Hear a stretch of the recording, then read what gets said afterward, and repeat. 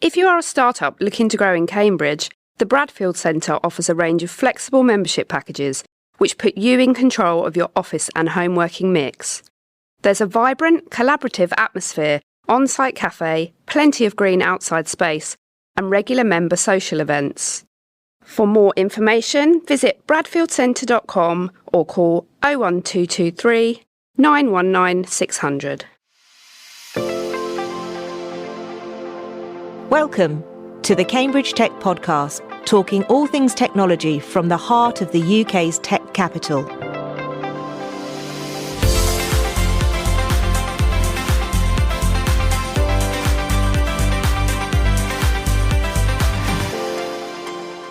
Here are your hosts, Faye Holland and James Parton. Hi, I'm James. And I'm Faye. So James, how's your week been?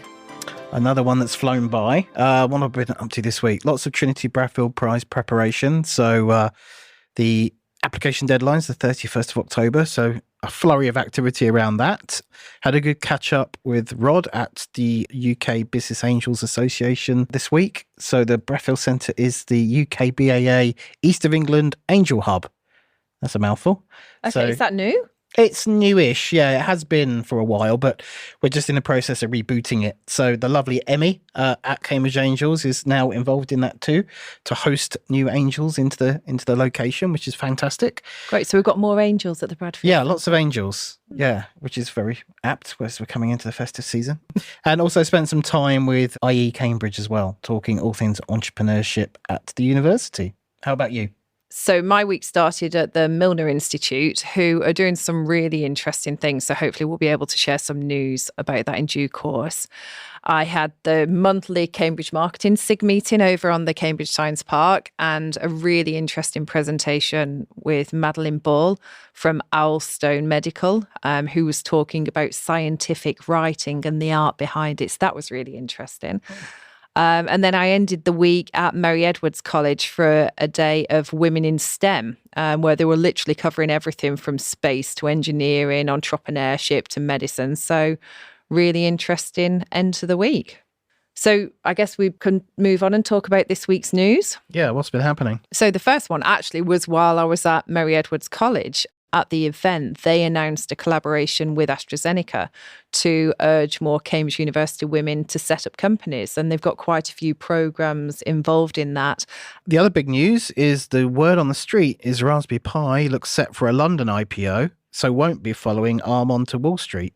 Absolutely. And some of you will remember the podcast episode with Eben Upton. It seems that now he's keeping a very close eye on trading conditions on both sides of the Atlantic, but appears to have his sights set on London, possibly in the second half of next year in 2024.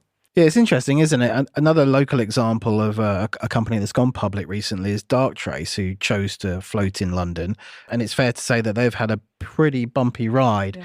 So it would be interesting to explore more and compare and contrast the incentives for floating in London versus the US. Yeah, another potential episode in the offing there, I think. Yeah.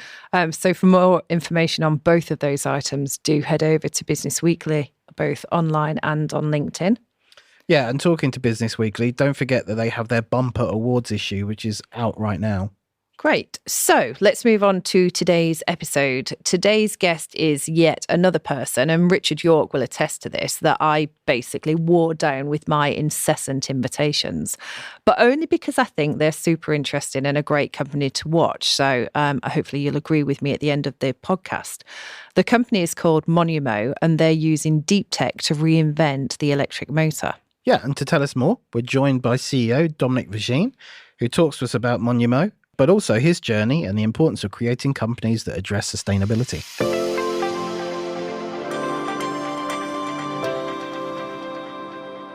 Dominic, welcome. Thanks for joining us today. Why don't we start with a little kind of introduction to Monumo, how it came about and what you do? Monumo is reinventing the electric motor, which is quite a bold statement, I understand. But we're able to do that through the application of deep tech. And motors really have to be as good as they possibly can be given that they are central to electrification, decarbonisation. They already consume 50% of the world's energy, and that's just going to rise and rise and rise. So very, very important tech, and a lot to do there to make them as good as they can possibly be, and that's our focus. The ideas for Monumo came about during a project that I ran at Arm on innovation, looking at energy and areas that the latest computing techniques could disrupt. And we had a look at the motor, and I thought it was absolutely fascinating because at that point it had barely changed for 100 years. Semiconductors were always bolted on rather than designed in, and they are designed kind of in silos, which we'll probably come to in a bit, but they're not designed as one. They tend to be designed as the sum of the parts. And so there's huge scope for improvement there. And that deep tech you referenced there, you're using artificial intelligence, is that correct? It's artificial intelligence. It's various kinds of artificial intelligence. So generative AI plays a part, but it's all sorts of other methods as well. It's machine learning, and crucially, it's speed. So as an example, about 3 months ago, we were talking to a chief engineer at a very well-known British engineering company, and we said we could do 125,000 simulations in a day. And she said, that's impossible. Well, today we can do 2 million simulations in a day. And if we wanted to pay for more cloud compute, we could do 200 million. So there's been this huge shift in what's possible in terms of simulation speed. And then that really is the foundation that allows us to do everything else. So maybe a two-part question. You mentioned this impressive growth of the number of simulations that you can run on your technology. Maybe give us a little explainer in terms of what the actual value to the customer is there in terms of what those simulations actually look like. And then maybe the second part of the question is, from a customer adoption perspective, is your technology like a plug-in to their existing simulation software, or is it a standalone platform? On the simulations, I like to use a quote, I think it was from Edison, when he said that, I think he was talking about genius, but let's say, genius, innovation, invention, that is 99% perspiration and 1% inspiration. And the fascinating thing about the latest deep tech is that 99% perspiration is being done in simulation. And what that allows you to do is then explore that huge space, because the deep tech is just showing you the inspiring things, saying, look at this. What about this? Have you thought about this? And it's extraordinary, some of the things that we're seeing there. And then that means that we're not just talking about efficiency here. We're talking about better motors in every possible way. So does it need to be lighter? Does it need to have stronger torque because you're putting it in a truck? Does it actually have to have some really interesting properties because you're putting it in a truck? So trucks drive around empty and they drive around laden. That's totally different demands on the motor. Removing rare earths. So 80% of electric vehicles at the moment, the motors use permanent magnets. Permanent magnets have a ratio of 1 to 20,000. So for every 1 ton of permanent magnet material, there's 20,000 tons of mining waste. I mean, it's kind of quite a good definition of unsustainable, that really. So removing them is extremely important, or if you can't completely remove them, at least reduce them to the absolute minimum necessary. So lots of different ways in which you can produce better electric motors, but it's all around that simulation where you can explore everything. I mean, if you think about an academic or someone in R&D in a big company, they cannot go down a new research avenue unless there's some evidence there's something there. But we can do that now. So because you can explore hundreds of millions of different things, and one of them might be something that we've never thought about before that is really valuable, really interesting, and we can bring them to light now. So it's really very exciting, actually. I think in terms of addressing the climate crisis and generating all the clean energy we need, this technology, as it evolves, will be what helps us do that. And there was a second part to your question. So on the second piece of, how would a customer interact with this? So right now, it would be around working with them, understanding what their issues are, looking at their current solution, their current motor, and then adjusting it. We, Monumo, use our software our tools to then produce a design that is better for them. And then we take that back and they would license it and then pay royalty on whatever we've done. Right, okay, interesting. We are not selling the software. Interesting. We're not selling plugins. We are selling IP. Okay. And we're selling know-how as well. But it's important to understand that our deep tech system, that's the golden goose, the goose that lays the golden eggs. So we sell the eggs one by one. We're not selling the goose. That's ours. We're not giving access to it. It would actually take years and years more and far more capital and a much bigger company to turn our system into something that anyone could use. It takes a lot of expertise. And I think it would actually undervalue the company if we did that. So we keep the deep tech internal, we sell its outputs. That's really interesting. We'll come on to a little bit more detail in a moment. So I first came across you at the start of last year, probably nearly 2 years ago, and you were very much in stealth mode. I remember I was going, I need to get you on 21 to watch because you're going to be a company to watch. But you were like, no, we're in stealth mode. But you've just also won the Business Weekly Tech Scale Up Award. So you are now emerging from stealth. We are. So yes. Can you just talk the audience a little bit through why you kept very stealth and why now you're coming out of stealth mode? We were very confident in the potential to be really disruptive in the electric motor space. But we had to get the specifics, had to get specific examples like the one I just gave around the speed.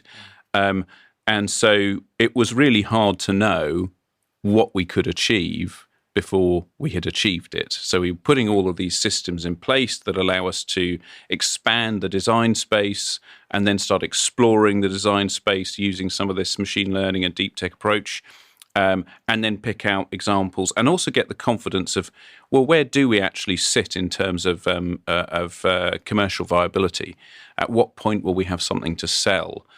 Where are the other companies in this? Because until you start having deep conversations with potential customers, you don't really know what they might be doing in a skunk works or what kind of internal software tools they might have that aren't visible elsewhere. So we were just trying to find our feet, understand exactly what position we were in before we started talking about what we're doing. But we now have a very good feel for where we are technically and commercially, so we're ready to start talking to people about the company. And it sounds like the technology could be applied to many different things. So picking electric motors, was that a view on a field where you could cause the most disruption and have the biggest impact? Well, it's where the idea came from originally. Obviously, what we're doing very, very broadly is AI for engineering, but that is far too broad. Yeah.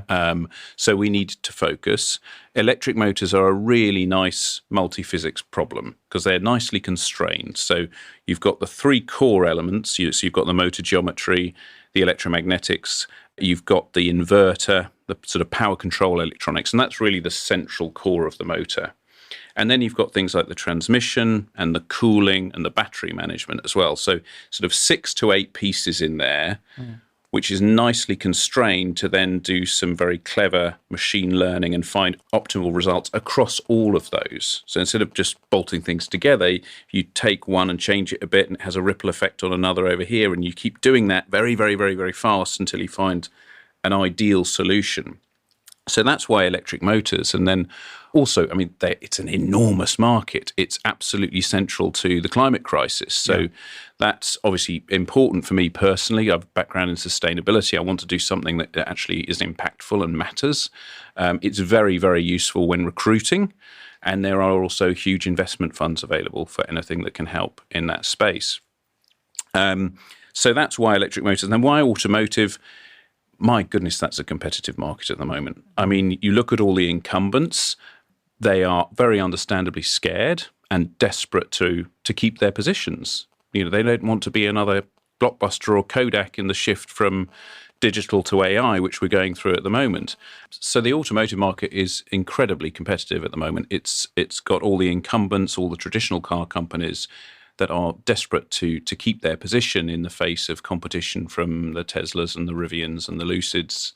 And there are now almost as many disruptive automotive companies as there are traditional incumbents. So the market is huge. And then you've got all the electronics companies looking at the space as well. So I believe Apple are indeed playing with building a car. Foxconn have built cars. LG have built cars. Sony has built a car. So it's an extraordinary space. And all of those companies, of course, are looking for something that will give them an edge, an advantage. And we believe that's something that we can provide. So picking up on that a little bit more, where do you see Monumo going? What's that ultimate mission? I mean, you've got your bold statement, reinventing the electric motor, and you've given some examples already about how you're envisaging doing that. Where do you want it to go? Well, my background is in ARM. We believe we can build extraordinary technology with a relatively small team and then license it and collect royalties. That is the goal. We now have almost 20 NDAs with some of the largest tier one suppliers into automotive and some of the biggest brands, all of them ones that you will have heard of, household names. And we know that because of the shifts in the industry, that actually that model of licensing and paying royalties is now becoming a lot more common. And if you've got something really compelling, then that can work well in automotive. So what I would say is that in, let's say, 10 years' time, just as you find ARM in every mobile phone pretty much on the planet, you would find Monumo IP similarly. Obviously with a focus initially on electric motors in automotive, but then gradually moving beyond that. Interesting. So Faye referenced earlier that you've been in stealth mode over the last kind of 2 years, but you've been raising money, capital in that time period. I believe you've raised 10 million to date in 2 funding rounds, and you're just over. You're just about to get to your Series A. So it'd be interesting to get your reflections on that fundraising process and how that went, because obviously we hear a lot about challenging financial markets, and what's the reception you got from investors, and were they European, US investors, just to give the listeners a flavour of that process? Mm-hmm. Oh, it's interesting you mentioned the sort of global financial markets, because that might actually have helped us. We raise mainly from global high net worths, and when they look at the risk of putting their investments into the global markets and what's happening in those, as opposed to looking at an interesting startup, perhaps they were making the decision that an interesting startup that might yield in sort of 5 years' time was actually a better bet than the markets. So almost all of our funding to date has come from high net worths, business angels, mainly globally, that a significant amount from board and founders as well. And then moving into Series A, of course, we will be looking at structured funds, VCs, CVCs. And are you looking at a particular set of investors around that, or are you going pretty open? Well, we naturally fit into both deep tech and sustainability ESG funds, which is really fortunate for us because they're probably the only two that are really still investing and still have a lot of capital. And obviously there's a huge buzz around anything AI at the moment. So being at that cross-section looks pretty promising. Whether our lead investor is from deep tech or on the sustainability side, obviously, I don't know, but it does appeal to both. And that capital is just to continue scaling the business. Is there any particular area that you're going to deploy that capital? It is really. It's to produce more prototypes. So we'll be expanding our prototyping facility in Coventry on the Warwick Business Park, and we'll also be building out our team. We're not going to expand hugely, but we probably need another maybe 10 engineers here, similar amount probably in Coventry, investment in the prototyping, actually in the hardware itself. And then, of course, ensuring that everyone knows about what we're doing so that we can get the customers and get the interest. Obviously, it is a global business. Coventry is interesting. I mean, we have quite a international audience with the podcast, so they might not be familiar with that kind of Midlands engineering kind of heritage. Maybe you could explain why you've got that kind of dual location. Sure. I mean, it's obviously the home of Jaguar Land Rover, lots and lots of automotive companies around that area, and have been for over a century. We quickly realised that we needed, in fact, it's part of our sort of unique positioning is that we actually have a hardware team. We have electric motor experts in the business as well as deep tech. And that really helps us in terms of understanding the problems that the deep tech can solve, where to focus, how to build. And we realised that bringing the hardware engineers, the motor experts to Cambridge wasn't really going to be viable. Similarly, moving the AI and deep tech team to Coventry also doesn't really work. So being pragmatic, we had to have the two sites. Interesting. Do you think you'll stay in the UK? Obviously, the automotive industry is global. Could it go to the US? Could it go to Japan? Have you got any views on that at the moment? I'm sure we will open up other offices. I don't see any reason why the HQ would have to move, but we are actually looking at a US office at the moment, and then we will look to see which other regions where we might need to have facilities in over time. Great. I want to pick up on a couple of things you've said. You've mentioned ARM. So I believe that you created a role as a sustainability lead. They didn't have one. You created one 11 years ago. You've stayed there. What was that journey like? And do you think that also set you up for running this business now? Yeah, I think it did. Yes, I had a background before ARM in startups. I actually started a company with Martin Frost and Ian Murphy, who were two of the founders of Monumo in the past, but I had no big company experience.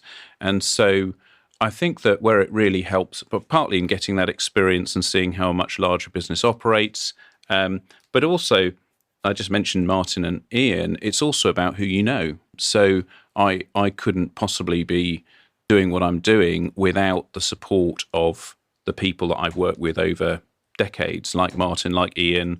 Simon Seegers is helping us, the previous CEO of ARM. Graham Budd is an advisor who was CEO and president. So you gather around you over the years a kind of all your network and your team and people who can help, and they all have their own particular areas of expertise and support and their own networks. And so I think that's how you can really catalyze a startup. And I didn't have that in my early 20s, but ARM has certainly helped me build out that network. And of course, we've employed quite a few people that we work with together at ARM. You are obviously a serial founder. You've got a track record of a number of businesses, social enterprise, a charity. I think one failure, which is obviously a good thing. 5 others that have run for more than 10 years each, and they're still operational today. So there must be a huge amount of insights and learnings that you've accumulated through that process. What would you describe as your kind of startup mantra? Do you have that kind of secret formula for the listeners that are out there that are starting or thinking about starting their own startup? Ask for help. Don't burn bridges. Spot the good people and keep them close. Yeah, I mean, you mentioned, obviously, you listed off a number of people there that you've got around you. Relationships are so important, aren't they? I mean, it's interesting. One thing that we see fairly regularly, actually, is a lot of startup founders, they're so head down building their businesses, or they're so engrossed in their technology, they sometimes maybe underinvest in getting themselves out there and networking and going to the kinds of events that you might have these serendipitous introductions to someone that could completely change your life. So, I mean, would you advocate that they do carve the time out to do those things? Yeah, definitely. Or of course, some people don't like doing those things, and so then you probably need to hire someone who does. So it's about understanding your own strengths and weaknesses. But you definitely need to put yourselves, it's about making your own luck, isn't it? If you don't put yourself in lots of positions where a serendipitous meeting might occur, then it won't happen. So you have to go and try and test things out and see where what you're doing is a good fit, see where you get traction. Because a huge amount in my career has been around serendipity. But if you're not in the room, you can't have those discussions and those meetings that could lead to investment or lead to hiring someone really good. Yeah, so true. And I think it's also where you base yourself as well. We talk an awful lot on the podcast about the Cambridge ecosystem, and you've housed yourself, I believe, in the Cambridge Institute for Sustainability Leadership in their new canopy. What's that been like? Who else is in there? Do you all talk to each other? We do. We certainly do. Yeah. No, that's been great. As soon as I heard about it, or actually saw it, because you couldn't really miss it on Regent Street when they were doing it up, I thought, well, that's fascinating. And I reached out to Polly Martin. I've known her for a long time. And we actually moved in before they did. We'd been looking all over Cambridge for a suitable base, and that's absolutely ideal for us. And there are those serendipitous sort of meetings. So they have all sorts of delegations coming through, and they normally ask someone from Monumo to go and talk. I was at an event just earlier this week for family offices, where they're helping family offices understand how to invest in sustainability, how to think about innovation and risk.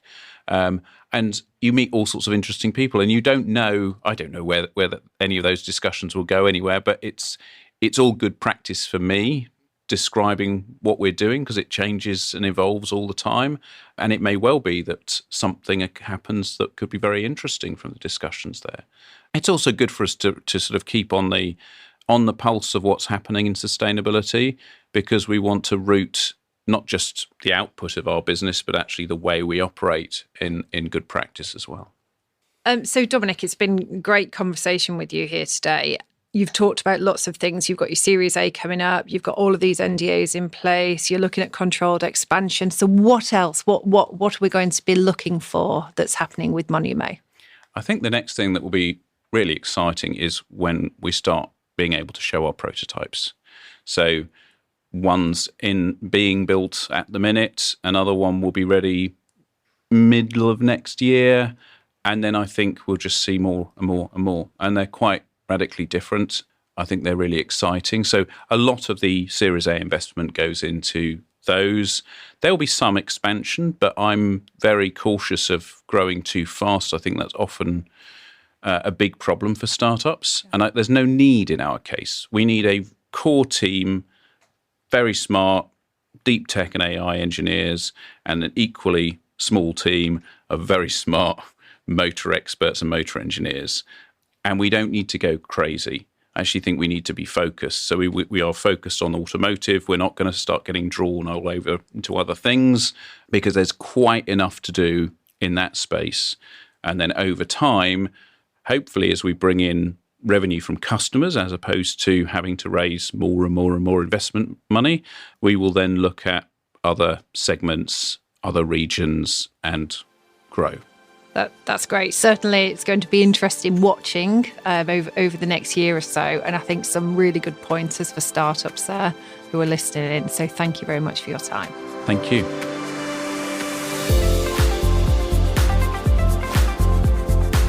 Today's show was produced by Carl Homer of Cambridge TV and supported by our media partner, Business Weekly. The Cambridge Tech Podcast is available on all major podcast platforms and on cambridgetechpodcast.com. If you've enjoyed this podcast, please give it a 5-star review. It will really help others discover the show.